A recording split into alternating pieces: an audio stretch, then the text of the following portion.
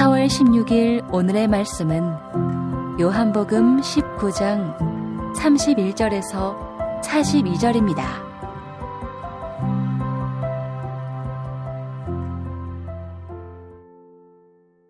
이 날은 준비일이라.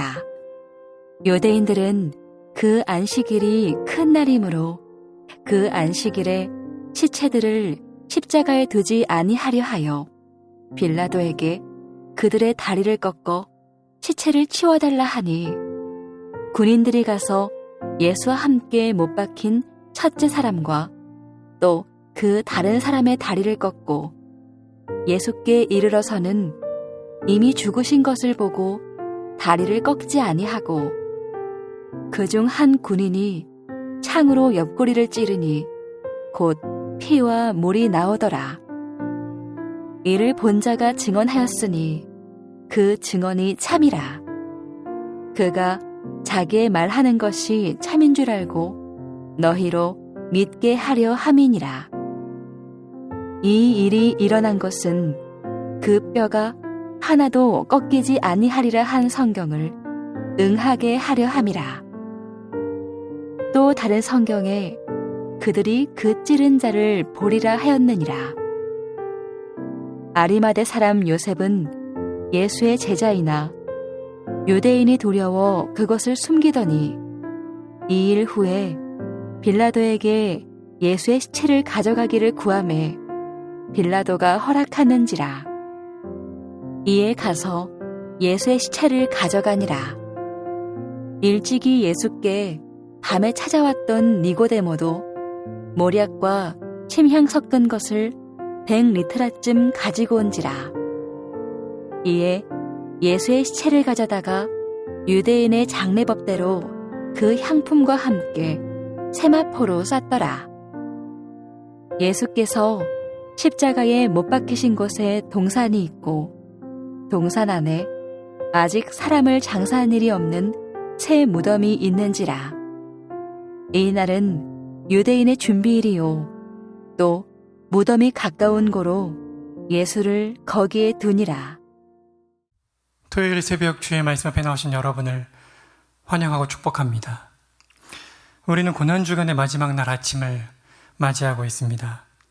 내일을 부활 주일로 지키니 우리가 말씀을 묵상하고 있는 이 시간을 우리는 예수님의 시신이 무덤 속에 있던 시간이라고 생각할 수 있을 것입니다. 주 안에 사랑하는 성도 여러분, 예수님의 시신이 왜 무덤에 있어야 했을까요? 질문을 한번 바꿔볼까요? 왜 예수님이 꼭 죽음을 맛보셔야 했을까요?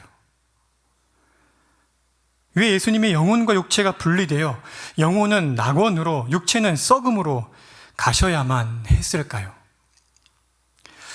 사실 우리는 예수님께서 십자가에 달리셔서 다 이루었다 이렇게 말씀하심으로 우리들이 받아 마땅한 하나님의 진노를, 우리가 지옥에 갔다면 그곳에서 받았어야 마땅한 영원하고 무한한 지옥의 형벌을 다 받아주셨다는 사실을 익히 알고 있습니다.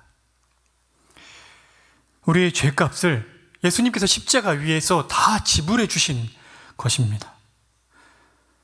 그러면 이렇게 다 이루었다 하시고 그 진노를 다 받으시고 그리고 죽지 않으시면 그럼 안 되는 것입니까?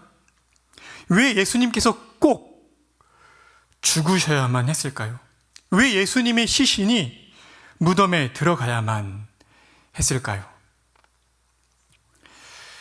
이 질문에 대한 답을 찾기 전에 우리는 오늘 본문이 강조하고 있는 것이 무엇인지를 한번 생각해 봐야 합니다. 오늘 본문을 한번 보십시오. 사도 요한은 요한복음을 기록하면서 예수님의 죽으심이 확실한 죽음이라는 사실을 말하기 위해 군병들이 예수님께 행한 두 가지 일과 또 아리마대 사람 요셉과 니고데모가 예수님의 시신에 행한 일을 아주 상세하게 기록하고 있습니다. 먼저 군병들이 예수님께 행한 일을 살펴보면 하나는 십자가에 달린 그 죄수의 죽음을 확실하게 하기 위해 혹은 그 십자가에 처형당하는 사람의 고통을 줄여주기 위해 일반적으로는 다리를 꺾는 일이 있었는데 예수님의 죽음은 너무도 확실했기에 군병들은 예수님의 다리를 꺾지 않았습니다. 또 다른 하나는 한 군인이 예수님의 옆구리를 창으로 찔러 마지막 남은 물과 피까지도 모두 다 쏟아내게 만들었습니다.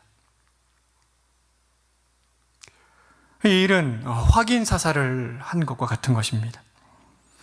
그리고 또한 아리마대 사람 요셉과 니고데모가 행한 일, 그러니까 예수님의 시신을 가져다가 유대인의 장례 법대로 장례를 치르고 그 시신을 무덤에 안치한 것. 그러니까 이 일은 이 두 사람의 장례를 치르면서 예수님께서 죽으셨는지 안 죽으셨는지가 모를 리가 없는, 그러므로 예수님이 참으로 죽으셨다는 사실을 우리에게 알려주는 일이 되는 것입니다. 이처럼 오늘 본문을 통해 우리는 예수님의 죽으심이 확실한 죽음임을 강조하고 있음을 알 수가 있습니다. 그렇다면 이제 우리 처음 질문으로 한번 돌아가 보겠습니다. 예수님께서는 왜 꼭 육체적으로 죽임을 당하셔야만 하셨을까요? 왜 영혼과 육체가 분리되셔야만 하셨을까요? 이 질문에 대한 답을 찾으려면 하나님께서 죄에 대한 벌로서의 죽음을 처음 주셨던 때로 돌아가 봐야만 합니다. 우리가 다 알고 있듯이 인류의 대표였던 아담이 하나님의 말씀에 불순종함으로 하나님께서 반드시 죽으리라 그렇게 말씀하신 것처럼 아담은 죽게 되었습니다. 그러나 아담이 선악을 하게 한 나무의 열매를 먹는 순간 혹은 먹자마자 죽었습니까? 그렇지 않습니다. 아담은 자그마치 930세를 살고 죽었습니다. 그럼 하나님께서 명령하신, 하나님께서 엄히 말씀하신 내가 먹는 날에는 반드시 죽으리라 라는 그 말씀의 그 죽음은 어떤 죽음입니까?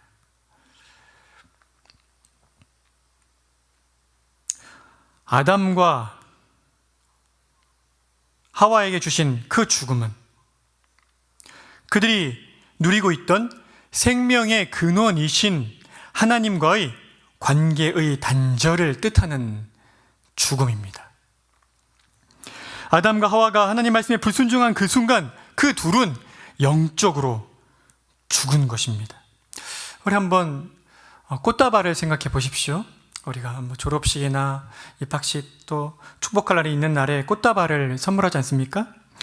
그런데 마치 이 꽃들이 뿌리로부터 분명 잘려 있는데도 그 생명력이 있는 것처럼 아직도 활짝 꽃을 피우고 있지 않습니까? 그리고 시간이 점점 흐르면 꽃도 잎도 줄기도 모두 말라 죽는 것을 우리는 보게 됩니다. 그 마지막 꽃들의 죽음은 결국 이 꽃이 그 꽃의 생명력의 근원인 뿌리와 단절되어 있다는 것을 명백하게 드러내는 현상인 것입니다. 그러니까 이제 역으로 생각하면 꽃과 잎과 줄기가 시드는 것을 통해 우리는 이 꽃이 죽어있는 꽃, 이 뿌리로부터 이미 단절되어 있다는 사실을, 절단되어 있다는 사실을 우리가 알 수 있는 것입니다. 이처럼 인간이 영혼과 육체가 분리됨으로 죽어 흙으로 돌아가게 되는 것을 보면 우리는 인간이 생명의 근원이신 하나님과의 관계가 단절되었다는 사실을 아주 명확하게 알 수 있는 것입니다. 인간의 육적인 죽음은 인간이 생명의 근원이신 하나님과 단절되었음을 가장 확실하게 드러내는 하나님의 형벌인 것입니다. 바로 이것이 예수님께서 십자가 위에서 단지 영원한 지옥의 형벌을 받아 고난당하시는 것만으로 안 되고 예수님의 영혼과 육체가 분리되는 죽음을 맛보셔야만 하는 중요한 이유인 것입니다. 우리는 예수님께서 죽으셨다는 그 사실을 통해 예수님의 죽음이 우리와 동일한 참 죽음이었다는 사실을 보면서 예수님께서 우리가 하나님께 지은 죄의 결과인 하나님과의 단절을 경험하셨다는 사실을 확실하게 알 수 있는 것입니다. 주 안에 사랑하는 성도 여러분, 내일은 부활절을 지키며 예배로 모입니다. 그런데 한번 생각해 보십시오. 우리 같은 죄인들이 어떻게 거룩하신 하나님께 감히 찬양을 드릴 수 있게 되었습니까? 우리 같은 죄인들의 기도가 어떻게 감히 거룩하신 하나님의 귓전을 울릴 수 있게 되었습니까? 우리 같은 죄인들이 드리는 헌금을 어떻게 거룩하신 하나님께서 받아주실 수 있게 된 것입니까? 우리 같은 죄인들이 어떻게 거룩하신 하나님의 말씀을 깨달아 알 수 있게 된 것입니까? 어떻게 우리 같은 죄인들이, 하나님과의 관계가 영원히 단절되는 것이 마땅한 죄인들이 어떻게 하나님과의 관계가 회복된 것입니까? 이 모든 것이 하나님의 아드님이신 예수님께서 우리가 받아야 할 영원한 지옥의 형벌을 십자가에서 다 받아주셨을 뿐만 아니라 특별히 우리가 당해야 할 마땅한 하나님과의 관계의 단절을 친히 당하여 주셨기 때문입니다. 나의 하나님 어찌하여 나를 버리셨나이까 라고 외치지 않을 수 없는 그 단절을 예수님께서 참으로 친히 감당하여 주셨기 때문입니다. 우리 대신 죽으신 것입니다. 사랑하는 성도 여러분, 예수님께서 하나님과의 단절을 경험하셨기에 우리는 감히 거룩하신 하나님과 화목할 수 있는 길이 열렸습니다.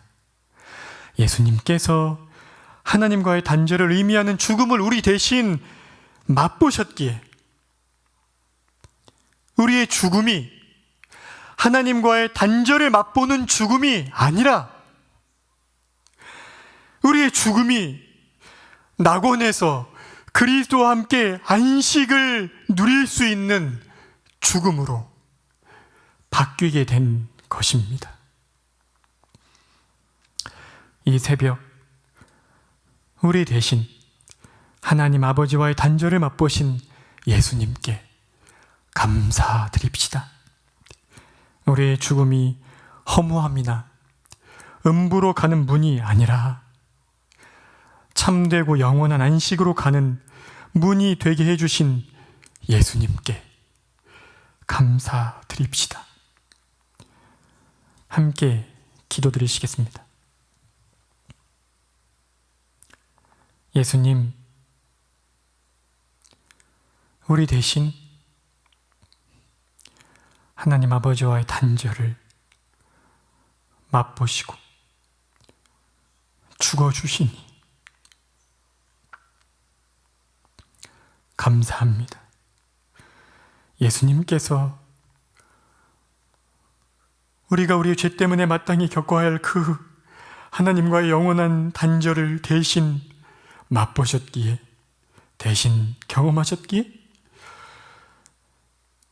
우리의 이 땅에서의 죽음이 하나님과의 단절이나 음부로 가는 죽음이 아니라 낙원에서 그리스도와 함께 영원하고 참된 안식을 누릴 수 있는 복된 문이 되었음을 고백합니다. 그 은혜를 기억하며